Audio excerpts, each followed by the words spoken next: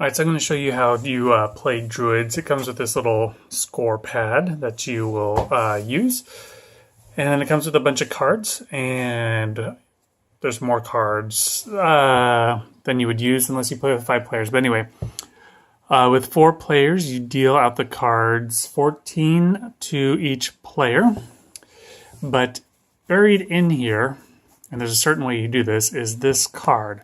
And whoever gets this card will be the start player, and then they get to determine something. So, for example, if I was dealing these out, I went like 1, 2, 2, 2, and then I went 2 there.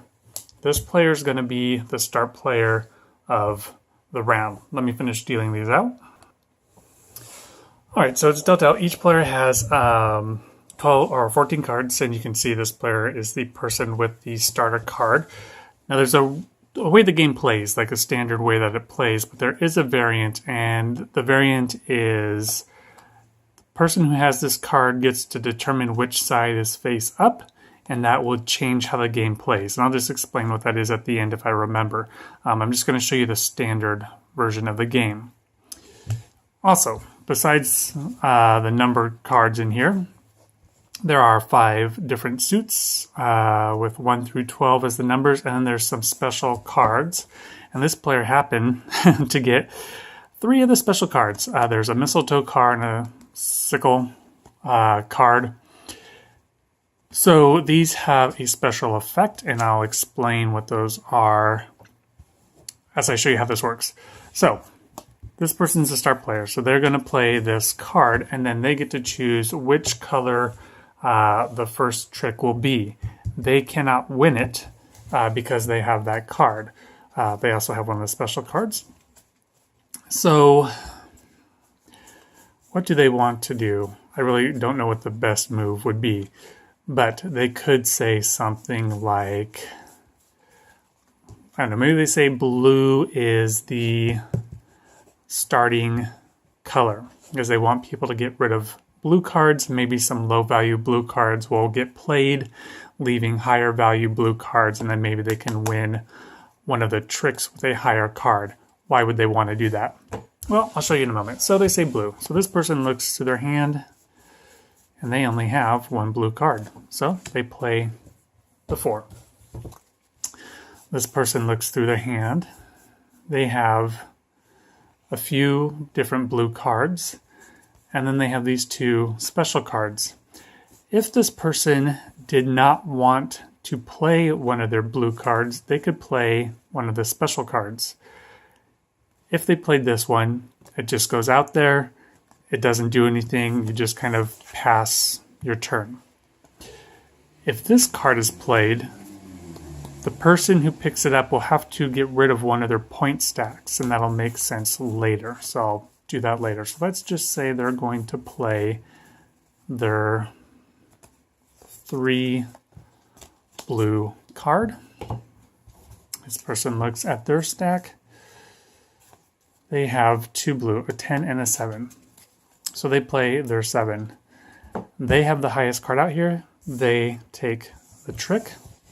What happens is then you look at the cards that you took, and the lowest value card gets placed on top of the pile, and that is set in front of you. And right now, this person has 3 points in blue. And that's how this all works.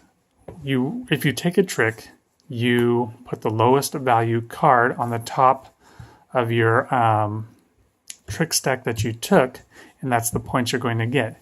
So the variant would be, if you want to play with it, the person who is dealt this card decides if they want to play the moon side, this side face up, or the sun side face up.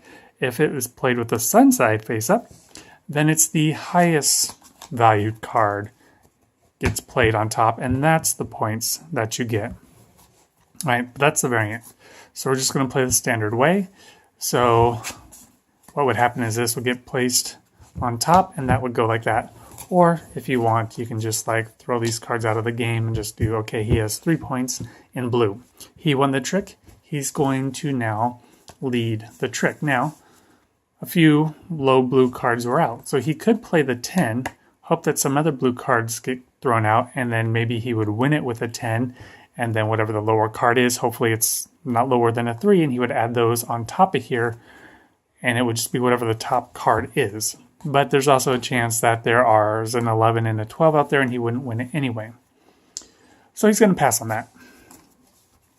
So he has a lot of low green, so he's probably not going to take green unless a certain thing happens. So he is going to lead with the 2 green. So this person looks at their hand. They have 2 greens. They don't really want 2, so they're going to hold on to their 8 and play the 6. But then the other thing to consider is they're probably not going to take it with an 8 later either. So if they leave the 8 for later, what if this gets picked up and it's the highest point value and somebody else gets it? If he plays the 8 now, he knows he's going to do that. He's going to play the 8. He's not planning on taking green anyway because he doesn't have the cards for it. So this person, all right, so they have 2 green. Now, obviously, if he plays this, he's going to take the trick, but it will only get him 2 points by playing a 12, and he doesn't want to do that. He doesn't have any special cards, so he's going to play the 5. All right, so this person, obviously, let's see what their greens are, 9 or 11. They could actually just play this to pass for now, and then what would happen is this person won the trick, so they're going to get 2 points. I'm just going to do it this way, even though it says to stack them. It really doesn't matter. And he won the trick, so now he's going to play a card. And he is going to play, I don't know, he's going to play a 5 red.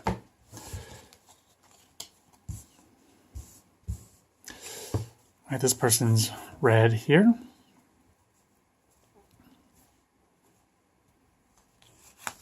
They'll play a 6. This person, so I'll show you what. Well, I'll wait to show you what this does. So this person's going to play, let's just say they play a 3, and then this person plays a 7. 7 wins the trick. Lowest point value is a 3. They have 6 points here. They have 2 3s there. They lead for the next trick. So they're going to play, let's just see what happens. They're going to play their 9. Maybe they could win it again and get this at a higher value. So this person looks at their hand.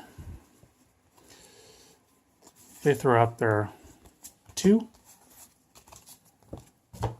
This person looks at their hand. They throw out their 8. And this person looks at their hand and they throw out the sickle. What this does is you now take your cards and you put them. So this is the winning card of the trick. The lowest card is a 2. Those are out. That replaces the 3. So now they went down in points. What the sickle does is then whoever wins this, they look at their stacks that they have here. Whatever is the highest point value gets eliminated. So this 3 points is going to get cut, and those are out. And now he has 2 points only. So this is going to keep going around. Now the other thing that can happen, so ideally, or not ideally, but what would happen is once you play all your cards, you would see how many points you have. But if it ever plays out for some reason that this person takes a trick and they get a 4 yellow and they get the 3 green, and they have the 6 purple, all right, and so like they're stuck there with that, and let's say this person over here has an 11 blue, and I don't know how he would get that, but he got lucky, and he has a 4 purple. Let's say this player here just has a 1 and a 1 in front of them. And this player here has a 2 and I don't know, an 8 in front of them. All right, so let's say this is how it is, and let's say it is this player's turn. They won a trick. Now they're going to lead. And let's say they lead with the 6 of yellow. Now, the only suit that this person does not have is the blue suit, and they don't want the blue suit because what happens is if you get all 5 suits in front of you, you lose all your points. That round ends. Everyone counts up their points, and you get a negative 3 points, I believe it is. So they play the yellow 6. They would rather mess up something here if they win than take the blue. So then this person looks at their hand. They play the yellow 2 over there. And then this person looks at their hand and they have 5. So he knows, look, if he takes it with this, he's at least going to knock him down to a 2 points there. And this person looks at their hand and they do not have any yellow cards, meaning they can play whatever they want. So he can just throw out a blue card.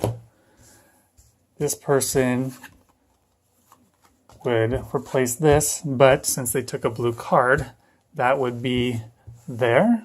They would get negative 3 points. This person would have 10 points, this person 2 points, and this person 17 points. You would add up, you do this over a period of rounds, so it looks like 5 rounds. So you do these 2, total it, whatever, and whatever the highest score is at the end is the winner of the game. So that's what it is. It's a trick-taking game.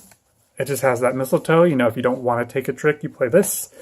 If you play the sickle, which I don't think all of them were in play, so, or maybe they were. But anyway, you play one of these, and you can destroy somebody's highest value stack. And then, other than that, if you get all 5 suits in front of you, you, in that round, you get negative 3 points. Otherwise, whatever your lowest value cards are on top for each suit, those are the points you get. And then there's that optional rule variant where if you have the sun card, which I don't know where it is, it's in here somewhere, and you play it with the, here it is.